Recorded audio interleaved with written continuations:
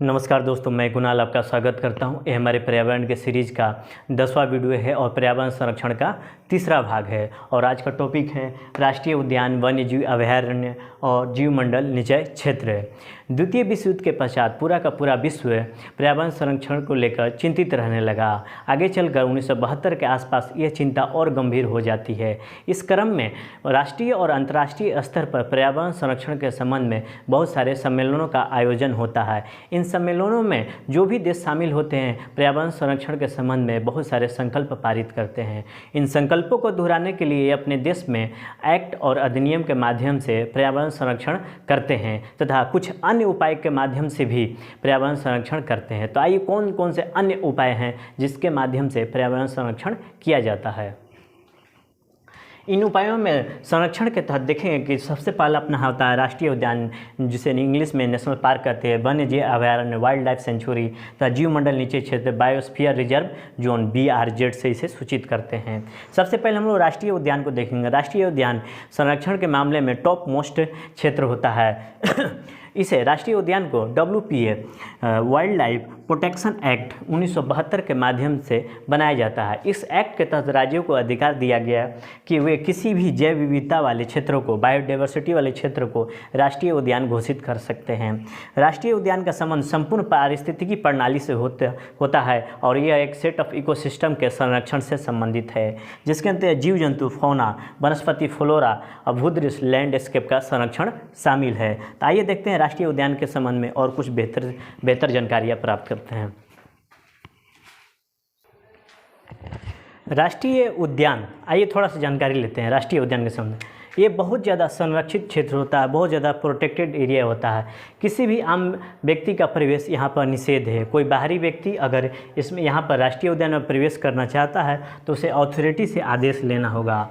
किसी भी प्रकार का मानवीय गतिविधियों पर यहाँ पर प्रतिबंध है। ना ही आप चारा के लिए आप पशु चरण कर सकते हैं, ना ही आप लकड़ियों को काट सकते हैं। शिकार और हथियार पर पूरी तरह से प्रतिबंध है। आप ना ही शिकार कर सकते हैं, ना ही हथियार लेकर यहाँ पर प्रवेश कर सकते हैं। पेड़ पौधों को नुकसान भी नहीं पहुँचा सकते, ठीक है। उसके बाद जीव जंतु के आवासों का अतिक्रमण नहीं कर सकते। पशुचरण पर पूर्णतः प्रतिबंध है तथा राष्ट्रीय उद्यान के जमीन पर स्वामित्व सरकार की होती है, इसे ध्यान में रखिएगा, ठीक है।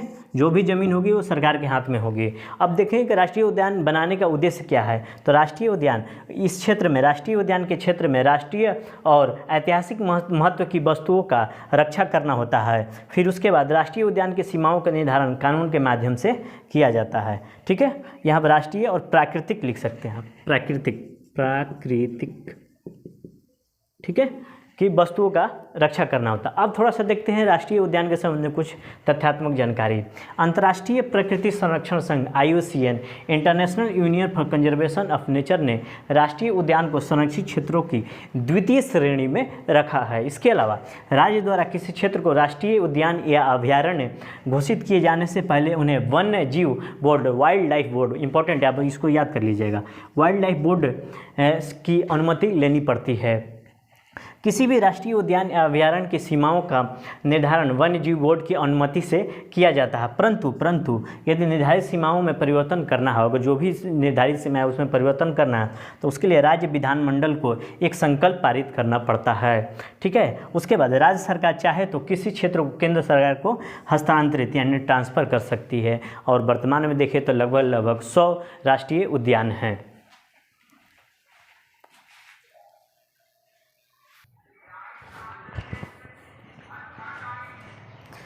हमारे देश में लगभग 100 से अधिक राष्ट्रीय उद्यान हैं। इन राष्ट्रीय उद्यानों को मैंने एक कैटेगरी में बांट कर रखा है जो एग्जाम के पॉइंट ऑफ व्यू से महत्वपूर्ण है। आइए उन राष्ट्रीय उद्यानों का थोड़ा सा अध्ययन करते हैं। राष्ट्रीय उद्यान और राज्य, सबसे पहला अपना है Bandipur Karnataka, Bhitarkanika Orissa, Dachigam Jammu Kashmir, desert Rajasthan, Eravikulam Kerala, Gangotri Uttarakhand, Gir forest Gujarat, the great Himalayan Himachal Pradesh, Guru Ghasidas Chhattisgarh, Hemis Jammu and Kashmir, Indravati Chhattisgarh, Jim Corbett Uttarakhand, Kanha Madhya Pradesh, Kaziranga Assam, Keibul Lamjao Manipur, Keoladeo Ghana Rajasthan, Kanchenjunga Sikkim, Kudremukh Karnataka, Manas Assam, Nagarhole Karnataka. उसके बाद Namdapha Arunachal Pradesh, Nanda Devi Uttarakhand, Neora valley West Bengal, Orang Assam, Rajaji Uttarakhand, Ranthambore Rajasthan, silent valley Kerala, Similipal Orissa, Sundarbans west Bengal और वैली ऑफ फ्लावर्स उत्तराखंड। ये महत्वपूर्ण 30 राष्ट्रीय उद्यान हुए। तो अपना राष्ट्रीय उद्यान, अगला टॉपिक है वन्यजीव अभयारण्य।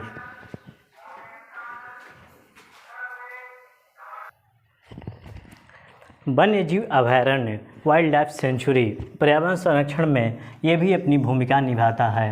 राज्य सरकार को WPA जैसे जिस प्रकार नेशनल पार्क घोषित करने का अधिकार WPA 1972 के अंतर्गत था, उसी प्रकार वाइल्ड लाइफ सेंचुरी को भी राज्य सरकार को WPA 1972 के अंतर्गत किसी क्षेत्र को अभयारण्य घोषित करने का अधिकार दिया गया है। वन्यजीव अभयारण्य का संबंध संपूर्ण पारिस्थितिकी तंत्र से न होकर किन्हीं पशुओं जीव विशेष के संरक्षण से होता है। इसके अंतर्गत उस जीव या जीवों को जिनमें पशु पक्षी जीव जंतु से लेकर जलीय जीव तक शामिल है, उसकी या उनकी प्राकृतिक स्थिति उपलब्ध कराई जाती है। जैसे कि अब जलीय चीज़ों में देखेंगे, उड़ीसा का जो चिल्का झील है वो अभयारण्य के अंतर्गत ही आता है। राज्य सरकार किसी स्थान को वन्यजीव अभयारण्य घोषित करने के लिए वन्यजीव बोर्ड से अनुमति लेती है।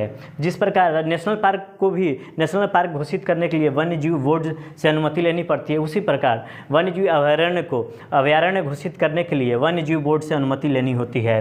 वन्यजीव अभयारण्य में प्रतिबंध कम होता है, कुछ सीमा तक आप भ्रमण कर सकते हैं। इसके अलावा वन्यजीव अभयारण्य कुछ क्षेत्रों में प्रवेश के लिए अनुमति आवश्यक नहीं होती है। कुछ सीमा तक यहाँ पर गतिविधियाँ की जा सकती है, जिसके अंतर्गत लकड़ी काटना और पशुचरण शामिल है। इसके अलावा अगर हम थोड़ी सी तुलना वन्यजीव अभयारण्य की राष्ट्रीय उद्यान से करें तो संपूर्ण पारिस्थितिकी प्रणाली को लेकर चलता है राष्ट्रीय उद्यान, और वाइल्ड लाइफ सेंचुरी को अपग्रेड करके जो ये वन्यजीव अभयारण्य है इसको अपग्रेड करके राष्ट्रीय उद्यान बनाया जा सकता है। किंतु नेशनल पार्क को, राष्ट्रीय उद्यान को वाइल्ड लाइफ सेंचुरी में नहीं बदला जा सकता है, क्योंकि वाइल्ड लाइफ सेंचुरी ये आगे चलकर नेशनल पार्क बन सकता है। जो नेशनल पार्क है पहले थोड़े से वाइल्ड लाइफ सेंचुरी ही होते हैं। वन्यजीव संरक्षण संशोधन अधिनियम 1991 के तहत स्थलीय और जलीय भाग अगर महत्व के हैं तो उसे वाइल्ड लाइफ सेंचुरी और नेशनल पार्क घोषित किया जा सकता है। वाइल्ड लाइफ सेंचुरी और नेशनल पार्क घोषित होते ही प्राइवेट लैंड जो है, प्राइवेट भूमि जो है वो स्टेट गवर्नमेंट के अंतर्गत आ जाती है। तो आज हमारे देश में लगभग 540 वाइल्ड लाइफ सेंचुरी है। तो उनमें से जो महत्वपूर्ण 10 से 12 हैं उसका थोड़ा सा नाम हम लोग एक बार एक झलक रूप में देख लेते हैं।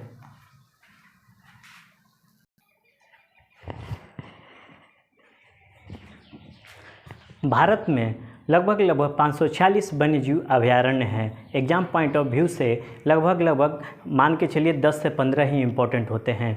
तो आइए उन इम्पोर्टेंट वन्यजीव अभयारण्य को देखते हैं। सबसे पहले अपना है भीतरकनिका जो कि ओडिशा में है। दूसरा अपना चंद्रप्रभा है जो घड़ियाल के लिए प्रमुख है, वो उत्तर प्रदेश में है। दम्फा टाइगर रिजर्व मिजोरम में है। संजय धुबरी मध्य प्रदेश में है। इंदिरा गांधी वन्यजीव अभयारण्य ये नेशनल पार्क भी है जो कि तमिलनाडु में है। कच्छ ग्रेट इंडियन बस्टर्ड जो गुजरात में है। उसके बाद करेरा मध्य प्रदेश में है। उसके बाद मंजीरा तेलंगाना में है। पेरियार वन्यजीव अभयारण्य केरल में है। सुल्तानपुर हरियाणा में है। उसके बाद उषाकोठी ओडिशा में है और वाइल्ड एस जंगली गद्दा गुजरात में है। तो ये रहे अपने वन्यजीव अभयारण्य की एक छोटी सी झलक, एक थोड़ी सी जानकारी। अब अगला अपना है जीवमंडल निचय क्षेत्र।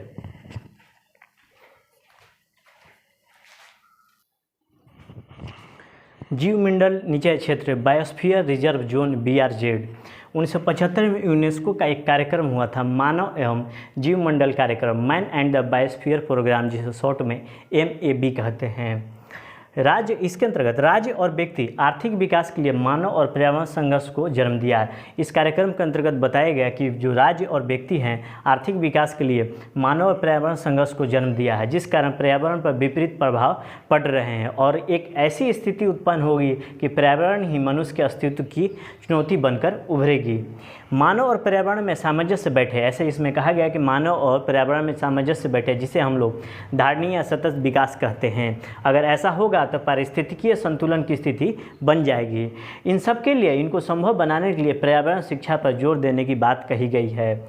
जीवमंडल निचय क्षेत्र मानव एवं जीवमंडल कार्यक्रम से आया हुआ कॉन्सेप्ट है, यानी कि MAB जो है के कार्यक्रम से MAB के कॉन्सेप्ट से जीवमंडल निचय क्षेत्र आया है। थोड़ा सा BRZ यानी कि जीवमंडल निचय क्षेत्र की थोड़ी सी जानकारी ले लेते हैं। जैविक क्षेत्र को प्रोटेक्ट कर दिया जाता है इसके अंतर्गत। यह एक ऐसा संरक्षित क्षेत्र है जिसे वनस्पति एवं प्राणियों का संकटापन्न प्रजाति या इंडेंजर्ड स्पीसीज के संरक्षण के लिए आरक्षित कर दिया जाता है। यह एक बहुत बड़ा क्षेत्र है जहाँ पर एक या एक से अधिक वाइल्ड लाइफ सेंचुरी या नेशनल पार्क आते हैं तथा दूसरे तरह के संरक्षित क्षेत्र भी शामिल हो जाते हैं। अगर एक डायग्राम के अंतर्गत देखें तो BRZ, उसके बाद वाइल्ड लाइफ सेंचुरी और नेशनल पार्क इसी के अंतर्गत सभी आ जाएंगे। एग्जाम्पल के तौर पर देखें, जो सुंदरबन है ये एक नेशनल पार्क भी है और BRZ भी है जो कि वेस्ट बंगाल में है। नंदा देवी, मन्नार के खाड़ी और नीलगिरी BRZ के एक प्रमुख उदाहरण है। थोड़ा सा इसके उद्देश्यों को जानकारी प्राप्त करते हैं। BRZ के उद्देश्यों को देखें तो स्थल, जल, तटीय क्षेत्र के इकोसिस्टम और आनुवांशिक पदार्थों का संरक्षण करना है। यदि किसी पशु पर शोध किया जाना है तो यह एक आदर्श स्थिति उपलब्ध कराता है। BRZ के कुछ तथ्यों की जानकारी प्राप्त करते हैं। यहाँ पर जीवों, जंतु प्लस वनस्पति के साथ साथ रहने वाले समुदाय की संस्कृति की रक्षा भी होती है। इस क्षेत्र में कुछ सीमा तक रेत खनिजों की खनन और खुदाई हो सकती है। चारागाह का उपयोग किया जा सकता है कानून के अंतर्गत। भारत 2009 में ठंडे मरुस्थल को भी BRZ घोषित किया है। फ्लोरा प्लस फौना के शोध के लिए BRZ आधारभूत परिस्थितियां उपलब्ध कराती है।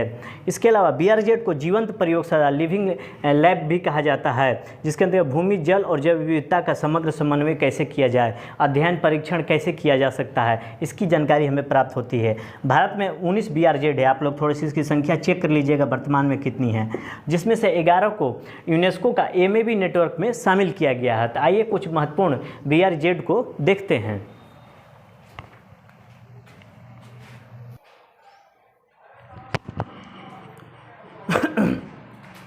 कुछ महत्वपूर्ण जीवमंडल नीचे क्षेत्र की बात करें तो नीलगिरी जो है तमिलनाडु, केरल और कर्नाटक के ट्राई जंक्शन पर है। मन्नार की खाड़ी तमिलनाडु में है। सुंदरबन वेस्ट बंगाल, नंदा देवी उत्तराखंड, नोकरेक मेघालय, पंचमढ़ी मध्य प्रदेश, सिमलीपाल उड़ीसा, उसके बाद अचानक मार अमरकंटक मध्य प्रदेश में है। उसके बाद ग्रेट निकोबार, अंडमान निकोबार, अगस्तमलाई केरल और कंचनजंगा सिक्किम में है। आप लोग थोड़ा सा चाहें तो स्क्रीनशॉट ले सकते हैं। इसके अलावा एक होता है जीवमंडल नीचे क्षेत्र का वैश्विक network, global network of biosphere investments GNBI। इस नेटवर्क में जितने देश शामिल होते हैं वे सभी देश इन मुद्दों पर बातचीत करते हैं, जीवमंडल से संबंधित मुद्दों पर। इससे संबंधित पारंपरिक ज्ञान, वैज्ञानिक विधि खोजते हैं तो एक दूसरे से साझा करते हैं, एक दूसरे को बताते हैं। और GNBI में कोई शामिल होना चाहता है तो उसका स्वयं का निर्णय होता है। तो ये रहा अपना राष्ट्रीय उद्यान वन्यजीव अभयारण्य जीवमंडल निचय क्षेत्र। ठीक है, आज भर के लिए इतना ही। आपके सहयोग के लिए धन्यवाद। नमस्कार, जय हिंद।